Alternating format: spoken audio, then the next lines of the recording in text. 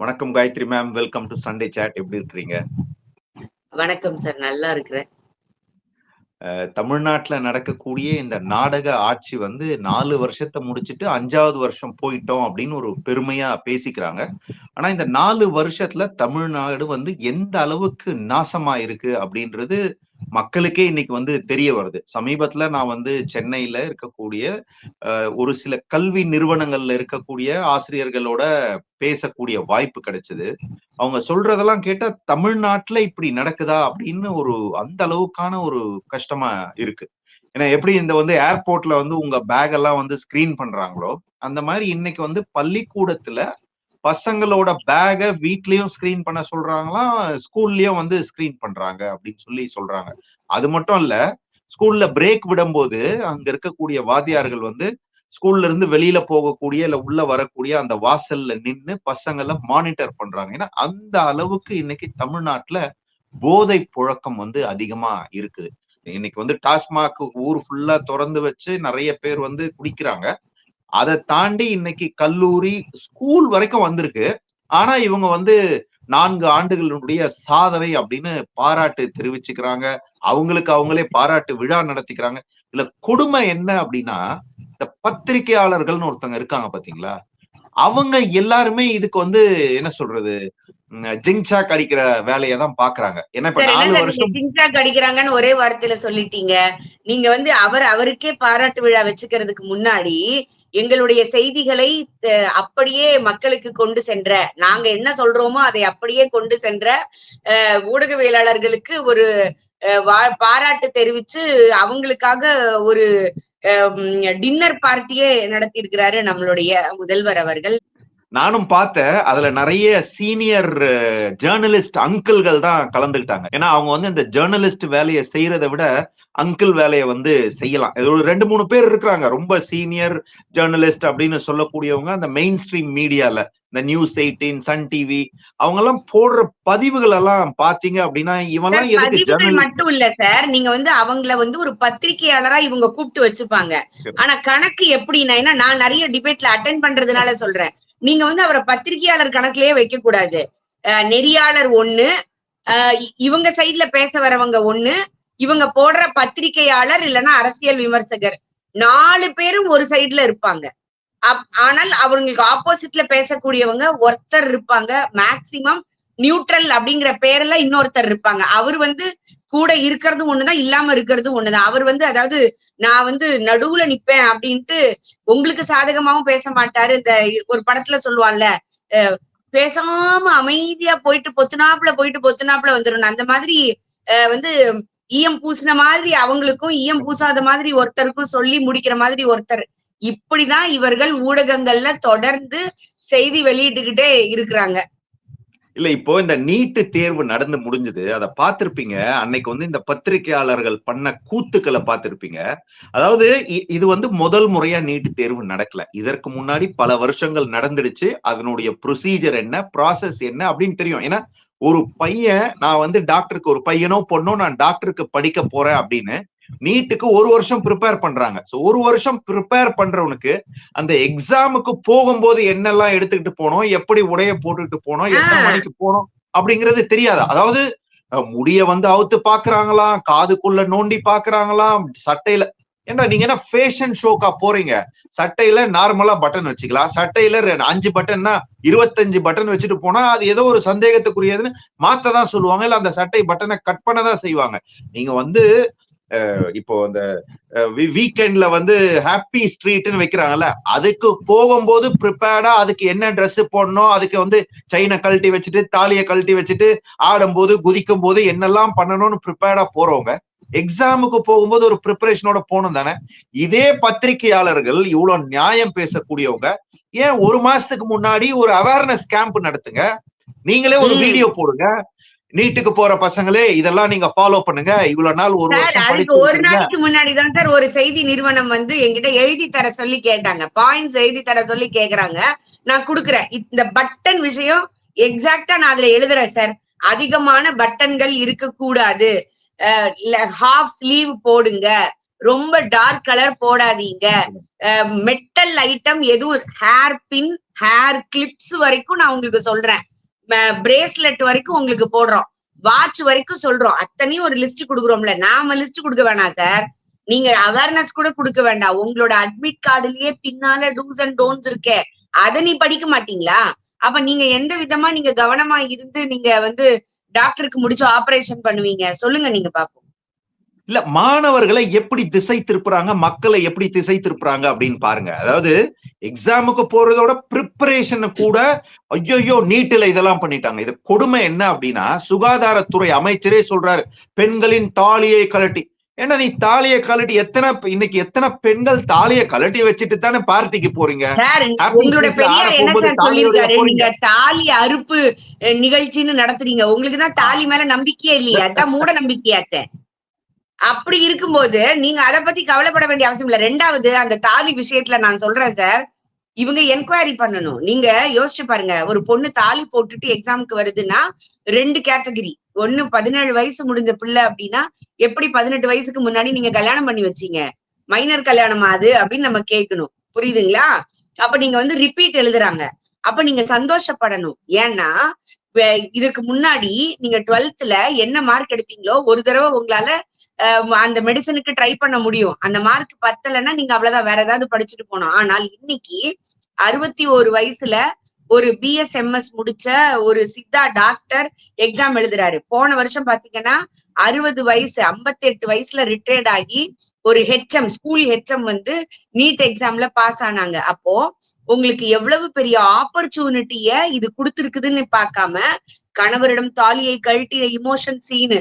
அப்ப நீ என்ன சொல்லணும், ஓ பரவாயில்லப்பா, தமிழ்நாட்டுல பசங்க வந்து பொண்டாட்டிய வந்து சப்போர்ட் பண்றாங்க, இப்படி இத பாசிட்டிவா எடுத்துட்டு போகாம தாலிய கழட்ட சொன்னாங்க அப்படிங்கிற அளவுக்கு 1.5 லட்சம் பேர் தமிழ்நாட்டுல எக்ஸாம் எழுதியிருக்காங்க. அதுல மேக்சிமம் இந்த மாதிரி ஒரு 10 வந்திருக்கும். இந்த நிறைய பட்டன் போட்டது, மூக்குத்தி உள்ளது, தாலிய கழட்டினது, அதுக்கப்புறம் வந்து எக்ஸாம் அந்த ஹால் டிக்கெட்டை மறந்து வச்சுட்டு வந்தது, இல்ல ஆதார் கார்டை விட்டு வந்ததுன்னு ஒரு 10 கேஸ் இருக்கும். இது வந்து 0.00001% 1.5 lakhs. அப்போ இந்த 1,49,995 இல்லைன்னா 90 பிள்ளைங்க நல்லபடியா எக்ஸாம் எழுதியிருக்காங்கல்ல, நல்ல ப்ரிப்பேர் பண்ணிருக்காங்கல்ல, அத்தனை பேரண்ட்ஸ் கொண்டு வந்து விட்டுருக்காங்கல்ல, அவங்களுக்கு நீங்க என்ன செய்தி சொல்ல வரீங்க? இல்ல, அதெல்லாம் காமிச்சா மக்களுக்கு இது நல்லதுன்னு தெரிஞ்சிரும்ல, பசங்க உருப்பிட்டுருவாங்கல்ல, அதை காமிக்க கூடாது. அதுதானே திராவிட மாடல். ஏன்னா நீங்க சொன்னீங்க ஹால் டிக்கெட்டை விட்டுட்டு வர்றது, ஆதார் கார்டை விட்டுட்டு வர்றது, இதுக்கும் நீட்டுக்கும் என்ன சம்பந்தம்? நீட்ல வந்து சொல்றாங்களா, உன்னை ஹால் டிக்கெட் விட்டுட்டு வா, ஆதார் கார்டு விட்டுட்டு வா, அப்புறம் டைமுக்கு வராம ஓடி வராங்க, அதை ஸ்லோ மோஷன்ல காமிக்கிறான். அத வேற ஒரு பத்திரிகையாளர் சொல்றான் பாருங்க. அதாவது அந்த மாணவன் வந்து ஓடி வந்து சரியான நேரத்தில் உள்ளே நுழைந்தார். இதை விட கொடுமை என்ன அப்படின்னா, நீட் எழுதுறதுக்கு பசங்க வந்தாங்க இல்லையா, கூட பேரண்ட்ஸ் வந்தாங்களா, அதாவது மனிதாபிமானத்தோடு இந்த இடத்தை திறந்து கொடுத்தாங்க, மனிதாபிமானத்தோடு அந்த இடத்தை திறந்து கொடுத்தாங்க, அங்க போய் உட்கார்ந்தாங்க, இதுதான் பெரியார் மண்ணு, இங்கதான் சமூக நீதி இருக்கு. ஏண்டா வெயிலுக்கு நீ உன் வீட்டு பக்கத்துல யாராவது வந்தா கூட நீ அங்க வந்து இடம் கொடுக்க போற? இல்ல இந்த TNPSC எக்ஸாம், மத்த எக்ஸாம்லாம் தமிழ்நாட்டுல நடத்துறாங்கல்ல, அந்த எக்ஸாம் நடத்த போகும்போதெல்லாம் இது மாதிரிலாம் செக் பண்ண மாட்டாங்களா? அந்த எக்ஸாமுக்கு அந்த பசங்களோட அம்மா அப்பா கூட வந்தாங்கன்னா உட்கார்றதுக்கு என்ன நீங்க எல்லாம் ஏசி கேரவன் வேன் எடுத்துட்டு வந்து கொடுக்குறாரா திராவிட மாடல் அப்பா? இல்ல, இத வந்து ஒரு செய்தியா போடுறானுங்க பாருங்க. இவனுங்களெல்லாம் எப்படி நம்ம வந்து பத்திரிகையாளர்கள்னு சொல்ற, அதாவது அவனுங்களுடைய மரியாதையை இன்னைக்கு அவனுங்களே கெடுத்துக்கிறாங்க. இன்னொரு விஷயம் என்னன்னா, அதாவது ரிசல்ட் வர்றதுக்கு முன்னாடி, நீட் வர்றதுக்கு முன்னாடி பயந்து போய் செத்து போறாங்க, தற்கொலை பண்ணிக்கிறாங்க. ஏன்னா +2க்கு கூட தான் இப்ப ரிசல்ட் வர்றதுக்கு முன்னாடி தற்கொலை பண்ணிக்கிறாங்க. நேற்றுக்கு ஒரு பொண்ணு வந்து இறந்து போயிருக்கு சார், ரிசல்ட்டுக்கு பயந்து முந்தா நாள் இறந்து இருக்குது. நேற்று அந்த பொண்ணு 413 மார்க் எடுத்திருக்குது. அப்போ நீங்க இந்த சமுதாயத்துக்கு என்னத்த சொல்லி கொடுக்குறீங்க? யோசிச்சு பாருங்க. ஃபெயிலா போனா கூட பரவாயில்லடா, ரீ எக்ஸாம் இருக்கு எழுதிக்கலாம்னு சொல்லி நீங்க பிள்ளைய தைரியப்படுத்துவீங்களா? இல்ல 4 செய்தி இந்த மாதிரி தூக்கு போட்டுருச்சு, நீட் எழுதி தூக்கு போட்டுருச்சு சார். அப்படி பார்த்தா இந்தியாவிலேயே ஃபேமிலியா சூசைட் கமிட் பண்றதுல தமிழ்நாடு முதல் இடத்துல இருக்கு சார். நீங்க ரிப்போர்ட் எடுத்து பாருங்க. இல்ல, அததானே திராவிட மாடல் அப்பா சொல்றாரு, தமிழ்நாடு எல்லாத்துலயும் முதலிடம் இருக்குன்னு சொல்றாரு இல்லையா? அதனால இதுலயும் முதலிடம் தான், போதைப் பொருள் யூஸ் பண்றதுலயும் முதலிடம் தான், நிறைய விஷயத்துல முதலிடம் இருக்கு. அதை வந்து இவங்க சொல்றது இல்ல. அதாவது இந்த எக்ஸாம் எல்லாம் நடத்துறாங்க இல்லையா, 12th எக்ஸாமா இருக்கட்டும், 10th எக்ஸாமா இருக்கட்டும், எக்ஸாம் எழுதுறதுக்கு 1 மாசத்துக்கு முன்னாடியே அந்த பசங்களுக்கு ஒரு கவுன்சிலிங் கொடுங்க. அவங்களுக்கு ஒரு அவேர்னஸ் கிரியேட் பண்ணுங்க. நீ பாஸ் ஆனா என்ன அதெல்லாம் பண்ணலாம்? செஞ்சுட்டாங்க. உங்களுக்கு தெரியாதா? ஒரு போன் இல்ல நம்பர் ஃபெயில் ஆனா குடுத்திருக்காங்க. என்ன பண்ணலாம்? நீங்க இல்ல இல்ல பாஸ் இல்ல ஆனா என்ன போன் பண்ணலாம்? நம்பர் குடுத்திருக்காங்க. அவ டிப்ரஷன்ல இருக்கிற பிள்ளை அதுவே போன் பண்ணி பேசணும். ஆம். நீங்க ஸ்கூலுக்கு அரேஞ்ச் பண்ண மாட்டீங்க. ஸ்கூல்ல வந்து கவுன்சிலர் அரேஞ்ச் பண்ண மாட்டீங்க. நான் டிப்ரஷனா இருக்கேன். நானே ஒரு நம்பரை கால் பண்ணி யாரோ ஒருத்தர்கிட்ட நான் பேசணும். அதுதான் இவங்க செஞ்சிருக்கிற அரேஞ்ச்மெண்ட்ஸ். அதே மாதிரி ஒரு கெரியர் கைடன்ஸுக்கு ஒரு அமைச்சர்கிட்ட கேக்குறாங்க, சார் நீங்க வந்து ஹையர் ஸ்டடீஸ் என்ன படிக்கலான்னு நீங்க சொல்லுங்க அப்படின்னு சொல்லி கேக்குறாங்க. அவர் சொல்றாரு, நாங்க வந்து டீச்சர்ஸ் ட்ரைனிங் கொடுத்துருக்குறோம். அதனால அந்தந்த ஸ்கூல் டீச்சர்ஸே வந்து கெரியர் கவுன்சிலிங் அந்த பசங்களுக்கு பண்ணுவாங்க அப்படின்னு சொல்லிட்டு. நான் இப்ப ஒரு விஷயம் சொல்றேன் சார், ரொம்ப மனசு வருத்தத்தோட சொல்றேன். ஒரு ரோட்டரி கிளப் வந்து என்கிட்ட கேட்டாங்க, வந்து சென்னையில இருக்கக்கூடிய கவர்மெண்ட் ஸ்கூலுக்கு நாங்க வந்து ஒரு ப்ராஜெக்ட் ரெடி பண்ணிருக்கோம். அது வந்து இன்ஃப்ராஸ்ட்ரக்சர் டெவலப்மெண்ட்டுக்கு அவங்க என்ன வேணா கேட்கலாம். டாய்லெட் கேட்கலாம், டாய்லெட்டுக்குள்ள பைப் ஃபெசிலிட்டி கேட்கலாம், வாட்டர் டேங்க் கேட்கலாம், லேபு கேட்கலாம், லேபுக்குள்ள எக்யூப்மெண்ட்ஸ் கேட்கலாம், இல்ல சத்துணவு கூடம் கட்டித்தர சொல்லி கேட்கலாம். அந்த மாதிரி ஒரு 19 ஐட்டம் சார். நீங்க நம்ப மாட்டீங்க. என் பக்கத்துல உள்ள கவர்மெண்ட் ஸ்கூலுக்கு உள்ள ஹெச்எம்க்கு நான் வந்து கால் பண்ணி பேசுறேன். No one took the call. Out of 5 schools என் வீட்டு பக்கத்துல 5 ஸ்கூல் இருக்கு. 5 ஸ்கூல்ல 4 ஸ்கூல்ல they are not even ready to pick the call. சரி ஓகே அவங்க எல்லாம் பிஸியா இருப்பாங்க அப்படின்னு சொல்லிட்டு மெசேஜ் போடுறேன் வாட்ஸ்அப்ல, இந்த மாதிரி ஒரு ரோட்டரி கிளப் செய்யறதுக்கு ரெடியா இருக்கிறாங்க, உங்களுக்கு என்ன உதவி வேணும்னாலும் நீங்க சொல்லுங்க, நான் அந்த கான்டாக்ட் பர்சனை தரேன், அவங்க கிட்ட நீங்க லெட்டர் அனுப்பிச்சீங்க அப்படின்னு சொன்னா உங்க ப்ராஜெக்ட், உங்க ஸ்கூலோட ப்ராஜெக்ட் தேவை செலக்ட் ஆச்சுன்னா உங்க ஸ்கூலுக்கு செஞ்சு கொடுப்பாங்க அப்படின்னு சொல்லிட்டு. No reply. ஆஃப்டர் 2 days என்ன பண்றேன், என் வீட்டுக்குள்ள பக்கத்துல இருக்கிற ஸ்கூலுக்கு போற அந்த ஹெச்எம் வந்து தலைய நிமித்தி கூட பாக்கல சார். ரொம்ப எனக்கு வருத்தமா இருந்தது. தலைய நிமிந்தி கூட பாக்கல. நீங்க வந்து ஒரு அசிங்கமா ஒரு பொருள் பக்கத்துல வந்தா எப்படி நீங்க சீச்சின்னு தள்ளி போவீங்க, அந்த மாதிரி தலைய நிமித்தாமையே சொல்றாரு என்கிட்ட. நாங்கெல்லாம் ரொம்ப பிஸியா இருக்கோங்க, நீங்க போங்க, போயிட்டு இன்னொரு நாள் வாங்க அப்படின்ட்டு. யார? ஒருத்தங்க உங்களுக்கு வாலண்டியரா உதவி ஹெல்ப் பண்ணுவோம். பண்றதுக்கு போறாங்க, அவங்கள நீங்க இல்ல இந்த மாதிரி இதேதான் ட்ரீட் மேடம். பண்றீங்க. இல்ல இதேதான் நாங்களும் வந்து பாத்தீங்க அப்படின்னா கொஞ்சம் ஃப்ரெண்ட்ஸோட எல்லாம் சேர்ந்து ஒரு சில ஸ்கூல்ஸ் வந்து அப்ரோச் பண்ணோம். அதாவது 12th படிக்கிற பசங்களுக்கு இதற்கு முன்னாடி நீட் எழுதி பாஸ் ஆகி இப்போ வந்து மெடிக்கல் படிக்கக்கூடிய அந்த ஸ்டூடெண்ட் வந்து கிளாஸ் எடுக்கிறாங்க. வீக்கெண்ட்ல வந்து ஒரு 4 hours 5 hours எவ்ரி வீக் வந்து கிளாஸ் எடுக்கிறோம், நாங்களே ட்ரெயின் பண்றோம், அதுக்கான ட்ரைனிங் மெட்டீரியல்ஸை கொடுக்குறோம், அதுக்கான பிரிண்ட் அவுட்ஸ் கொடுக்குறோம், எல்லாம் கொடுக்குறோம்னு சொல்லி ஒரு சில ஸ்கூல்ல அப்ரோச் பண்ண உடனே அவங்க அலோவே பண்ணல. ஏன்னா சார் நீங்க நல்லதுன்னு சொல்றீங்க சார், ஆனா இதை வந்து எங்களுக்கு வந்து இந்த கவர்மெண்ட்ல அலோ பண்ண மாட்டாங்க, இது வந்து தெரிஞ்சிருச்சுன்னா அதாவது அவங்களுடைய அந்த அதிகாரிகளுக்கு தெரிஞ்சிடுச்சுன்னா இல்ல அரசியல்வாதிகளுக்கு தெரிஞ்சிடுச்சுன்னா எங்களுக்கு பிரச்சனை வந்துரும் சார், நீங்க வேணா இங்க இருக்கிற கவுன்சிலர் மூலமா வாங்க, இங்க இருக்கிற அந்த அரசியல்வாதிகள் மூலமா. அந்த கவுன்சிலரோ அரசியல்வாதிக்கோ நீட்னா என்னன்னே தெரியாது, அவன் வந்து மழை காலத்துல கூட ஸ்கூலுக்கு போனதில்லை. டாக்டர் படிக்கிற பசங்க 10 பேர் ஒன்னா சேர்ந்து நாங்க ஃப்ரீயா ட்ரைனிங் கொடுக்கிறோம், கோச்சிங் கொடுக்கிறோம், அரசு பள்ளியில படிக்கிற மாணவ மாணவிகளுக்கு கோச்சிங் கொடுக்கிறோம் அப்படின்னா அந்த 10 டாக்டர் படிக்கிற மாணவர்களை ஒண்ணுமே படிக்காத தொடர்ந்து இந்த இல்லீகல் ஆக்டிவிட்டீஸ்ல இன்வால்வ் ஆகிற ஒரு பாலிட்டிஷியன் மூலமா நீ ஸ்கூலுக்கு வா அப்படின்னு சொல்றத அந்த பசங்க எப்படி ஏத்துக்குவாங்க? சோ அந்த பசங்களுடைய எதிர்காலத்தை இவங்க எந்த அளவுக்கு வந்து சீரழிக்கிறாங்க அப்படின்றத இன்னைக்கு மக்கள் வந்து புரிஞ்சுக்கணும். ஆனா இவங்க வந்து தொடர்ந்து டிராமா மட்டும் நடிக்கிறது, வீடியோ மட்டும் போடுறது, இவங்களே பாராட்டு விழாக்களை நடத்துறது, எல்லாருமே அதாவது தமிழ்நாட்டுல இன்னைக்கு பாலும் தேனும் ஓடுது, எல்லாரும் சந்தோஷமா இருக்கிறாங்க.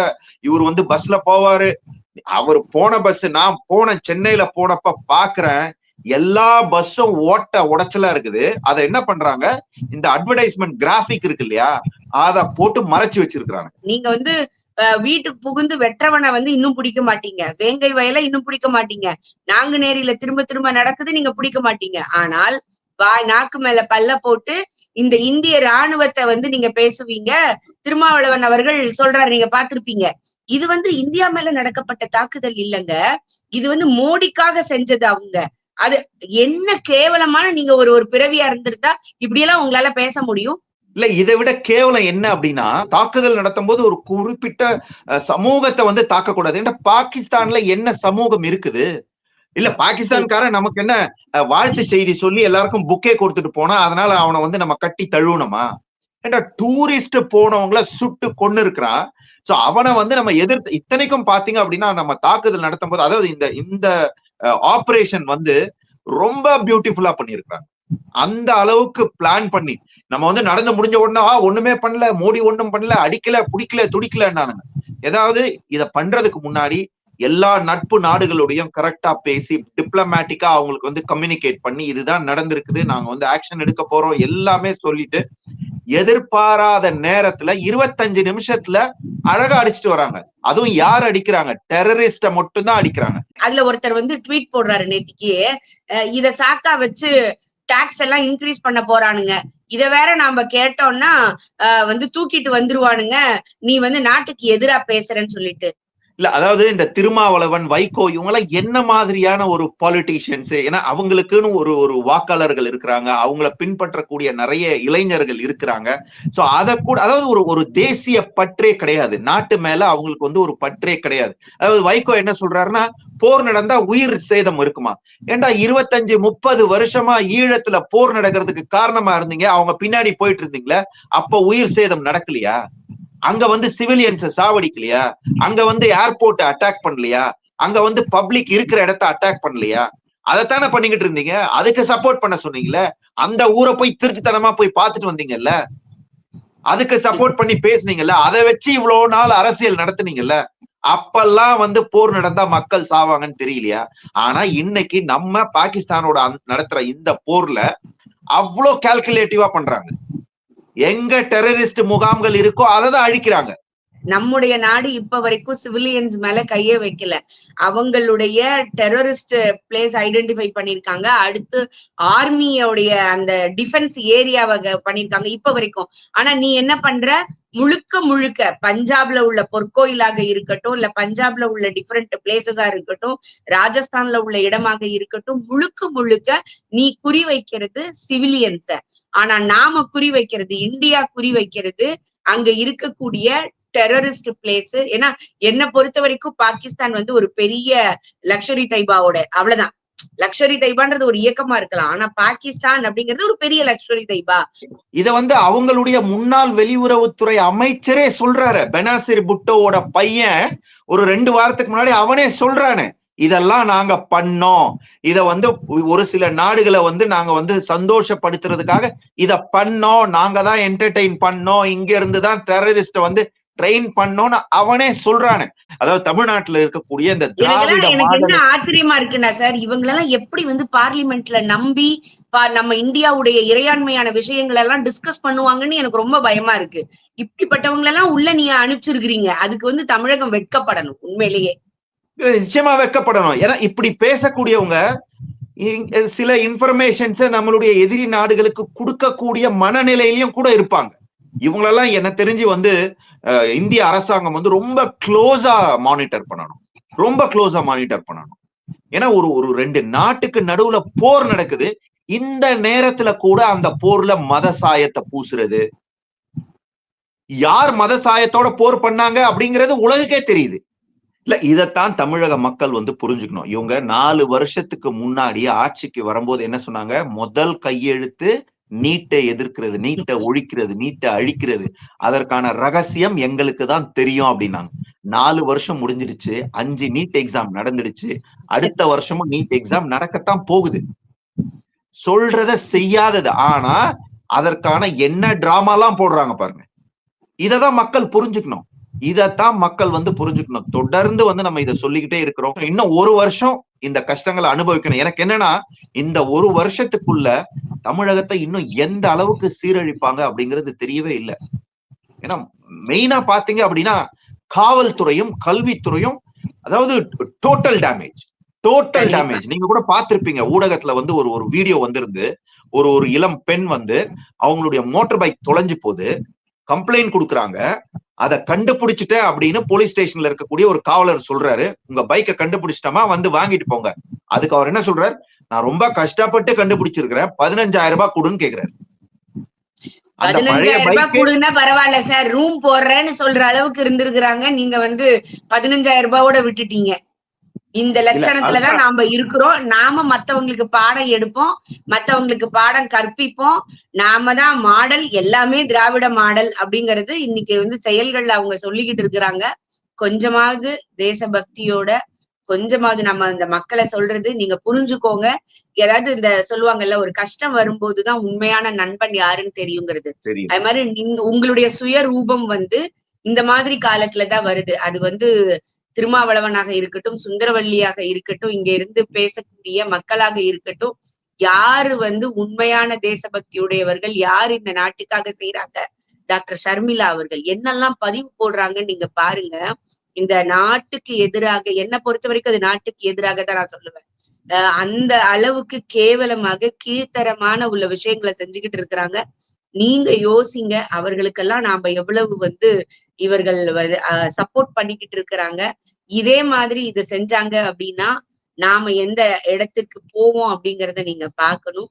அதற்கு யோசிக்கணும். நம்ம கையில உள்ள ஒரே ஒரு ஆயுதம் 5 வருஷத்துக்கு ஒரு முறை ஓட்டு போடுறது. நீங்க ஒரு முறை தப்பா ஒரு டெசிஷன் எடுத்தீங்கன்னா அடுத்த 5 ஆண்டு திரும்பவும் கஷ்டப்படணும். இதைதான் இந்த தருணம் நமக்கு உணர்த்துறது. இல்ல, அதான் நீங்க சொன்னதுபடி நாட்டுக்கு எதிராக ட்வீட் போடுறவன், நாட்டுக்கு எதிராக பதிவு போடுறவன், நாட்டுக்கு எதிராக பேசுறவன் எல்லாம் கூட தமிழக அரசாங்கமோ தமிழக காவல்துறையோ ஒண்ணும் பண்றது இல்ல.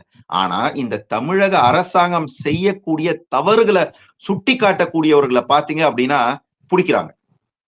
அவன் நைட்ல தூங்கும் போது பிடிச்சிருவாங்க. அதாவது எப்ப வேணாலும் அவனை போய் பிடிச்சிருவாங்க. போட்டான்னா அடுத்த 10-15 நிமிஷத்துல அவனுக்கு சம்மன் வந்துடும். அடுத்த ஒரு 3-4 மணி நேரத்துல அவன் எங்க இருந்தாலும் அவனை ட்ரேஸ் பண்ணி பிடிச்சிருவான். இதுதான் பாத்தீங்க அப்படின்னா தமிழகத்துல இருக்கக்கூடிய இன்றைய ஜனநாயகம், இன்றைய பேச்சுரிமை. அதாவது நீங்க வந்து அரசாங்கத்துக்கு என்ன பண்ணாலும் அதுக்கு வந்து ஜிங் சாக் அடிச்சுக்கிட்டே இருந்தீங்கன்னா உங்களுக்கு வந்து பாராட்டு விழா நடத்துவாங்க. அப்படிதான் ஒரு சுதந்திரம் வேணும்னா அந்த சுதந்திரம் உங்களுக்கு தேவையே இல்லை சார். சோ நிச்சயமா இந்த பார்க்கக்கூடிய மக்கள் வந்து இதெல்லாம் உணர்வாங்க. சோ வரக்கூடிய காலங்கள்ல ஒரு நல்ல முடிவை எடுப்பாங்க. தமிழகத்தை வந்து ஒரு அழிவு பாதையிலிருந்து காப்பாத்துவாங்க அப்படின்ற நம்பிக்கையோட விடைபெறுவோம். ரொம்ப ரொம்ப நன்றி மேடம். நன்றி, வணக்கம். தேங்க்யூ.